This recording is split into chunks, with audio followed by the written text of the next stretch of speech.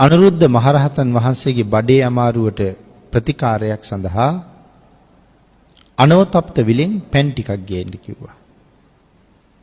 7 අවුරුදු වයසේ සුමන සාමණේරයන් වහන්සේ අනවතප්ත විල ළඟට වඩිනකොට එතන හිටපු නාගරාජයා පැන් අරගන්න දෙන්නේ නැතුව අනවතප්ත විල වැහුවා. මට පැන් ස්වල්පයක් දෙන්න කියනකොට පුළුවන් නම් ගන්න කිව්වා. 3 පාරක්ම ඉල්ලුවා. 3 පාරම ලැබුණ උත්තරේ ඒකයි. කල්පනා කළා පැන් ගන්න එක නම් වැඩක් නෙමෙයි. ඒ වුණාට මෙයාගේ මානෙ බිඳලම පැන් ගන්න එක හොඳයි. එහෙම්මම වැඩම කළා දිව්‍ය ලෝකවලට සහ බ්‍රහ්ම ලෝකවලට. දැන් මේ වඩින ස්වාමින් වහන්සේගේ වයස කීයද? අවුරුදු 7යි. අපේ ගෙවල් වල ඉන්නවනේ අවුරුදු 7 ළමයි. ඒ දරුවෝ දිහා බලලා මේ සාමණේරයන් වහන්සේත් එහෙමයි.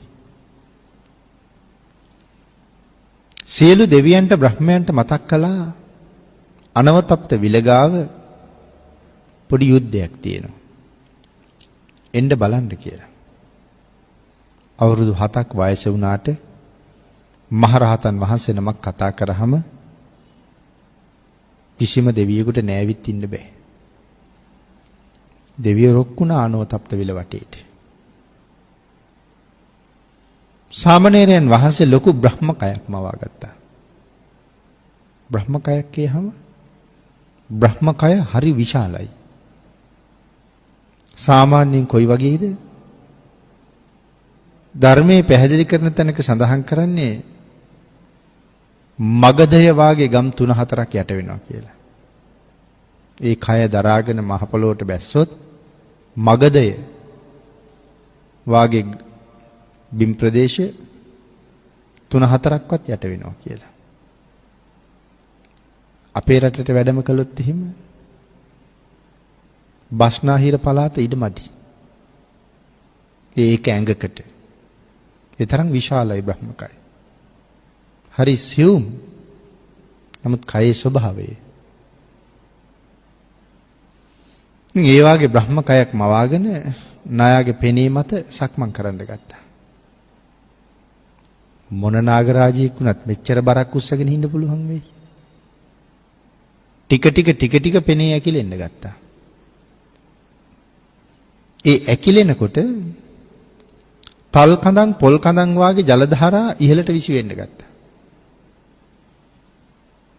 ඒකෙන්ම පැන්කෙන්ඩිය පුරවා ගත්ත අහසින්ම වැඩියා. මෙයා පොකුණ වැහුවේ මෙතන ඉන්නවා එයාගේ භාර්යාව ටික නාග කන්‍යාවියෝ. ඒගොල්ලන්ට පේන්න ඕනේ තමන්ගේ ස්වාමියාගේ තේජස. මේ සාමණේරයා උඩින් ඇවිල්ලා මගේ ඔළුවෙත් කුණු වට්ටනවා කියලා තමයි මේ වෙහගත්තේ. දැන් ඉතින් පරාදයි. දැන් භාර්යාවන්ට මූණ දෙන්නත් බෑ. දෙවිවරු බ්‍රහ්මයෝ විල වට කරලා අහසේ කෝටි ගණන්. ඒතර බලන්නකෝ පරාජිතය මොකද කරන්නේ මෙතන කියලා. අන්න ඒ පරාජයෙන් මූණ හංග ගන්න සාමණේරයන් වහන්සේගේ පිටිපස්සෙන් එළෙව්වා.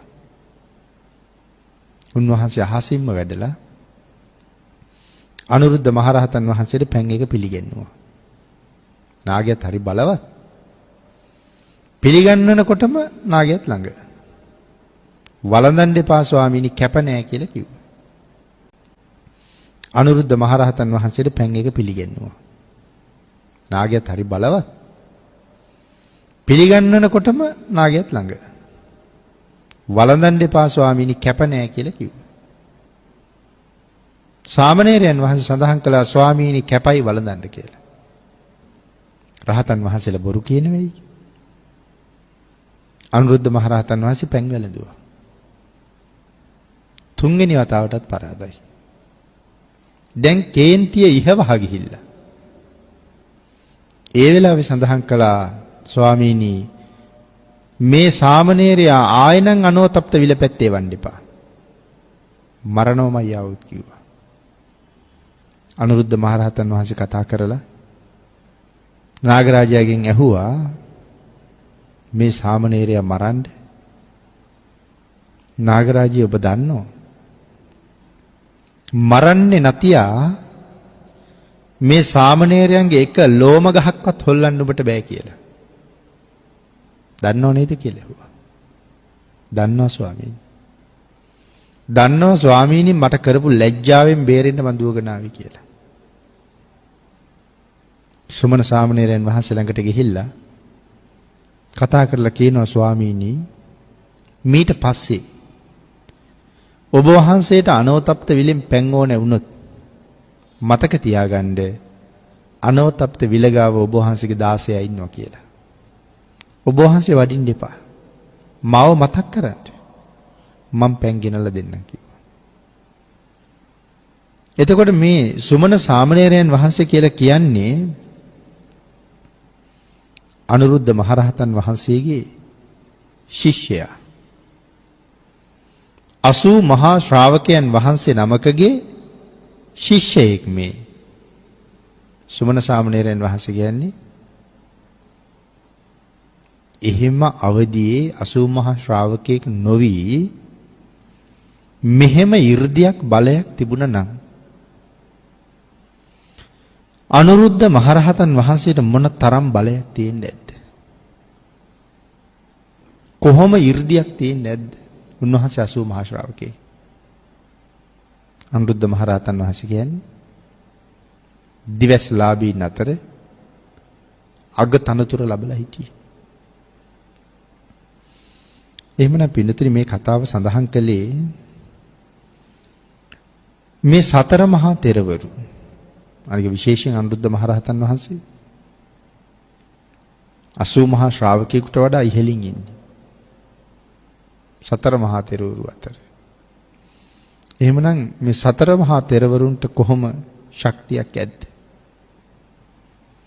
එහෙමනම් මහා 이르දිමත් කියලා විරුදාවලිය ලබා ගත්ත මහා මුගලන් මහරහතන් වහන්සේට කොහොම ශක්තියක් ඇද්ද?